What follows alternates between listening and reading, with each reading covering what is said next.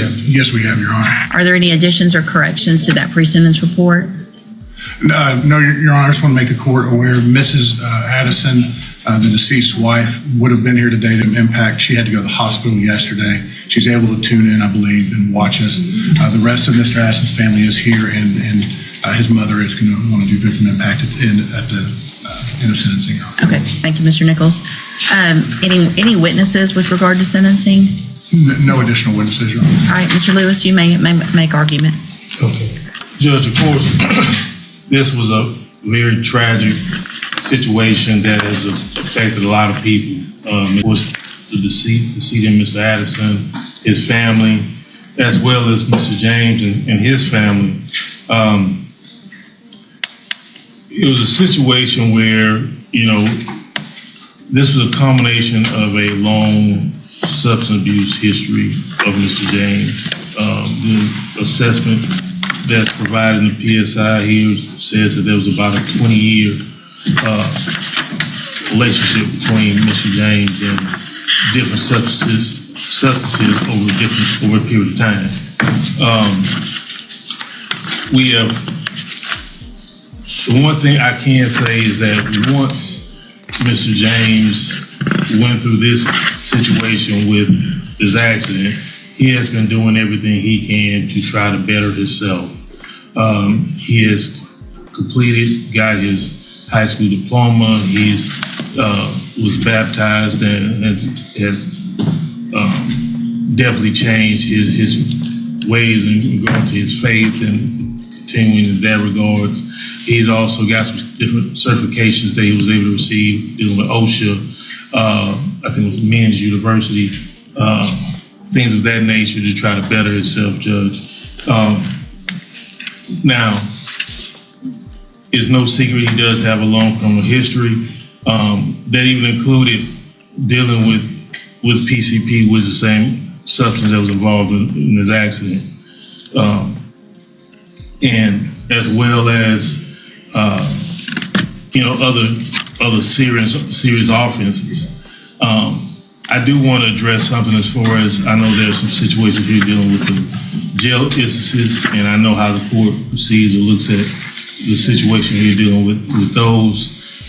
Mr. James, if you look at these situations, majority of them did come from situations involving him and other inmates, as far as any type of fight or anything like that, which unfortunately some things he can't avoid. But as far as anything dealing with being disrespectful or anything towards jail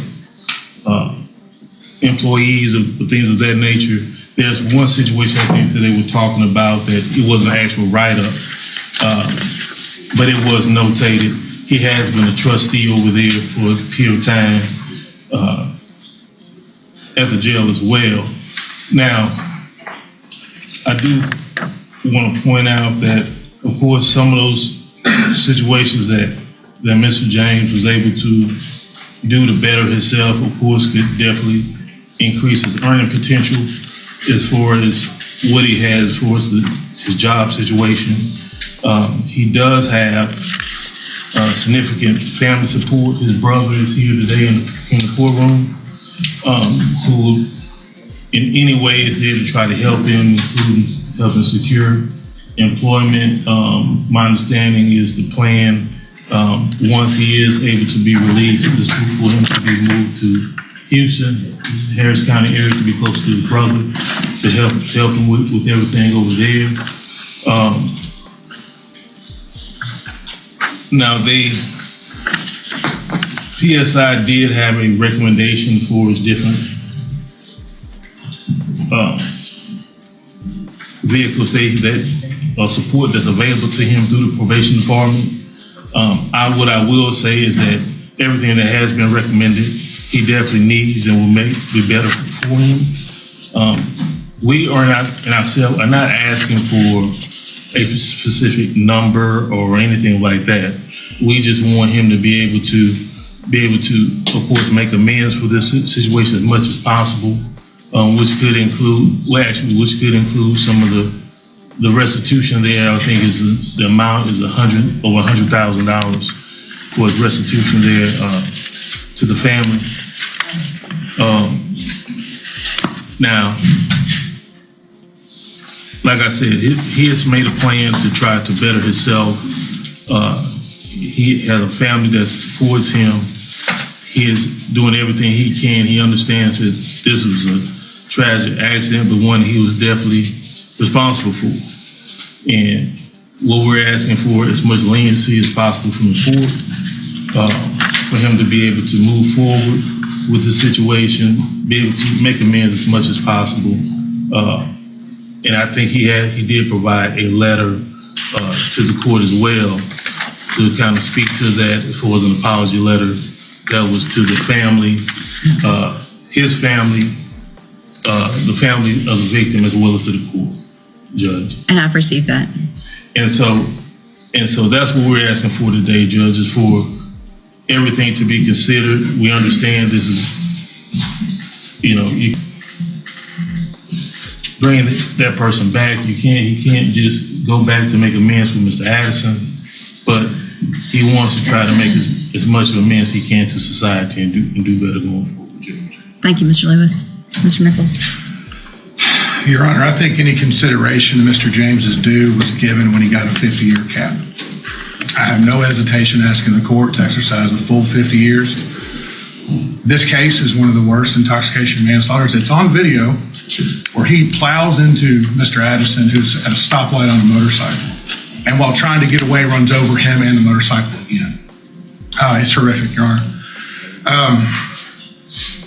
What is also just inconceivable to me is that a man who's on parole for several possessions of phencyclidine, PCP, finds himself behind the wheel on PCP again. And this time it ends in the death of someone. His criminal history is extensive. It starts with minor drug offenses, then a conviction for aggravated robbery, and then I believe it's 5 drug convictions all at the same time in 2020, for which he was quickly paroled out and on parole when this happened. The fact that he gets to make plans in his mind for a day he's set free, I find rather offensive, and I think the Addison family finds offensive. They lost a son, a brother, a husband. There's nothing we can do in this courtroom makes that better. And sometimes the justice system is a poor substitute for what people lost. I think the best we can do at this point is this man spend 50 years in prison where he cannot hurt anybody else due to his own selfish decisions and continued use of substances. It's in the pre-sentence report. He minimizes his own addiction, his own dependency.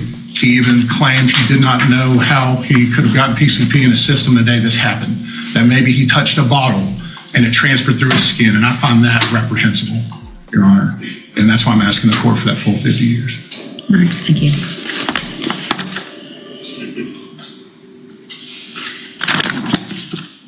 So, Mr. James, a couple of things that Mr. Nichols didn't say that I think are also extremely important is this isn't your first driving while intoxicated. This is your third. And so you didn't learn in 2006. You didn't learn in 2017. 2017, you got your second DWI. You were given probation. It was revoked.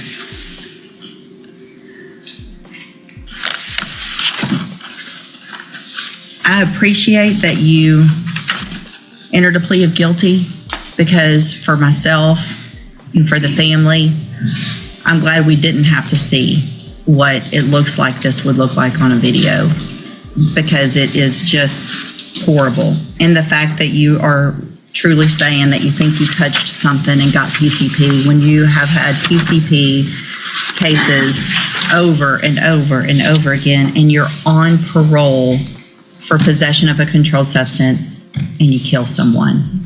It's a nightmare. Sure, go ahead. Can I say something? You know, that night that accident happened, I've been clean the entire time I was on parole. Okay, I stopped off at a friend's house and gave him some advice about what he was doing. And during that time, I did contact a bottle of his. You know, I was not high at that time at all. It was in your system. Yes, ma'am. And you know how I fight you.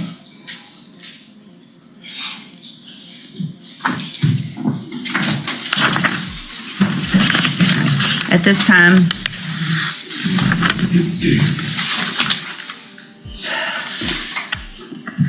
based on your history, based on the nature of this offense, I'm going to find that you entered your plea of guilty freely and voluntarily.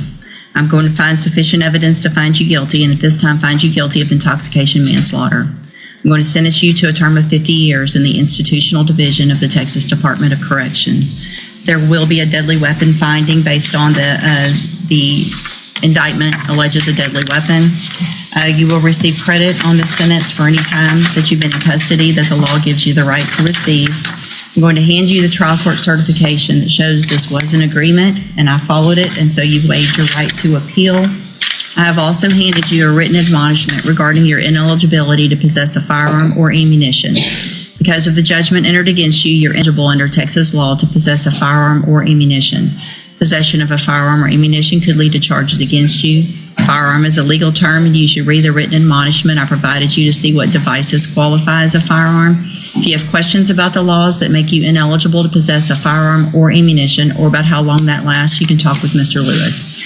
There's really so many other things I could say about how horrible this is, and rarely am I out of words, but I really don't have the words to say what a tragic circumstances based on your behavior this led to. Y'all can have a seat at council table for the Mr. Lewis. Mr. Garcia, come up, please, sir.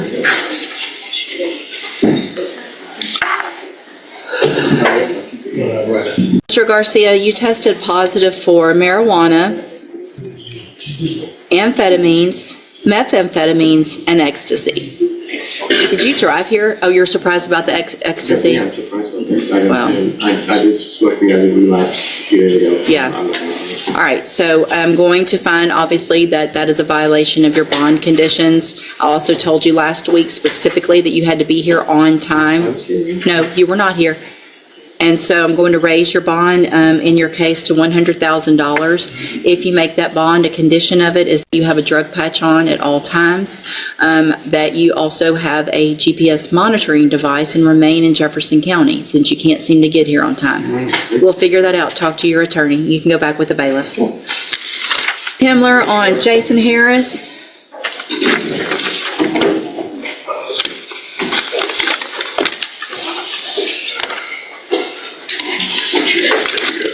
All right, Mr. Harris, this is 24 DCCR 2254. You tested positive this morning for methamphetamines and amphetamines. I drank about 5 hour powers for 3 days, and that's the only thing I think that would make a problem. I've been in Houston with my kids, and I ain't even been around here right now.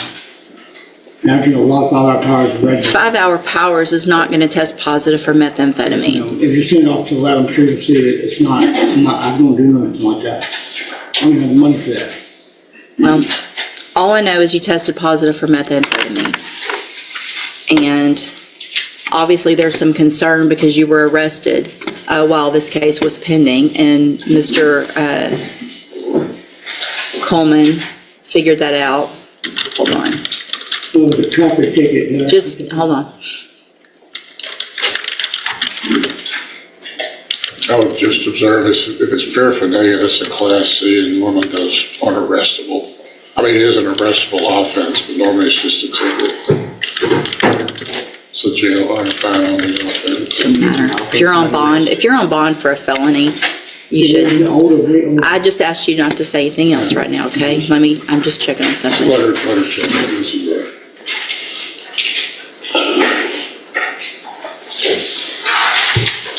Obviously, Google and AI is not the end-all be-all, but it is unlikely to cause a positive result on a standard drug test. A 5 hour energy drink does not contain prohibited substance like THC, opiates, or amphetamines.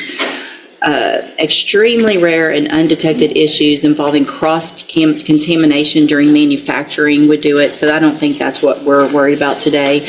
I'm going to grant the state's motion to raise your bond based on the fact that you tested positive, based on the fact that there was an additional arrest while you were on bond for a felony offense.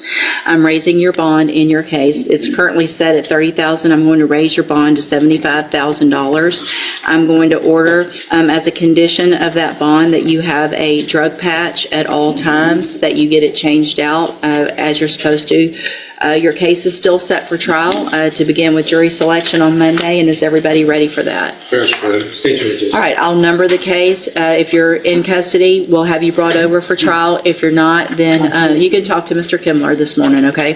All right, you can go back with the bailiff. Mr. Kimler, on Brianna Clanan, you can come up, Ms. Clanan.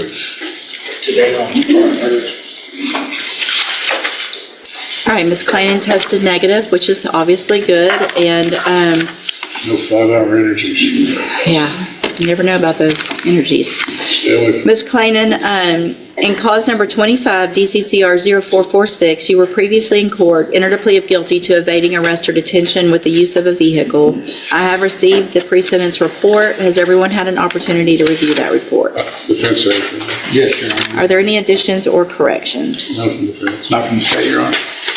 What is everyone's position with regard to the recommendation in the pre-sentence report with regard to her addiction issues? The recommendation is ISF followed by JCDI program.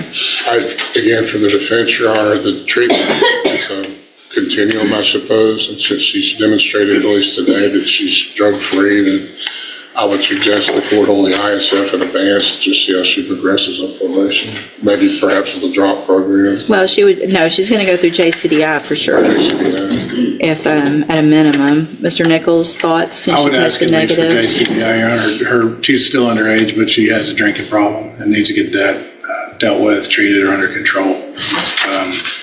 And she also smokes marijuana regularly. The facts on this case, she and her friend were heavily intoxicated, Yeah. fled from police, lucky it wasn't a crash, It could have been terrible. tried to hide out from police around Yeah, I know, yeah. and it could have been a lot worse. And I'll just tell the court from reviewing the video, at least that night, they sure thought it was hilarious. She needs to grow up. She needs to take a little more serious what's getting her here in felony court. Yeah. And You understand it's not funny. I mean, No, no, I understand that right now, and people do But that. that night, yeah, I do regret everything that night. So here's the thing, and the seriousness of this is that if you don't do what you're supposed to and get your life on the right track, which is what everyone wants. You're young. We want you to be successful. You're going to get a probation today where you don't have a felony conviction on your record. And if you complete that probation, you're never going to be a convicted felon. But if you violate and you don't take advantage of the programs that we're going to give you, it's going to be difficult because you're at an age where all your friends are going to be doing things that you're not going to be able to do. But the alternative is prison for up to 10 years. So you need to think about that every time somebody says, oh, just come on out with us and do whatever. And your answer is going to be, I'll do that in a few years when I'm not on probation, right? Because I don't want to go to prison for 10 years. So I am going to the agreement that you made with the district attorney and defer all proceedings and place you on probation for 3 years. You're ordered to pay the $250 fine. I am going to order that you enter and successfully complete the ISF substance abuse track, but I'm going to hold that in abeyance. That is an inpatient 90-day program. So if you get in, you're going to be required to go to JCDI and complete that program. And it'll give you the tools, hopefully, that you need to stay sober. If that's not enough and you need something more, it's already ordered. A warrant will go out for your arrest. You'll go into custody and you'll go straight to that program, okay? I'm handing you the trial court certification that shows this was an agreement that I followed. So you have waived your right to appeal. You just need to have a seat here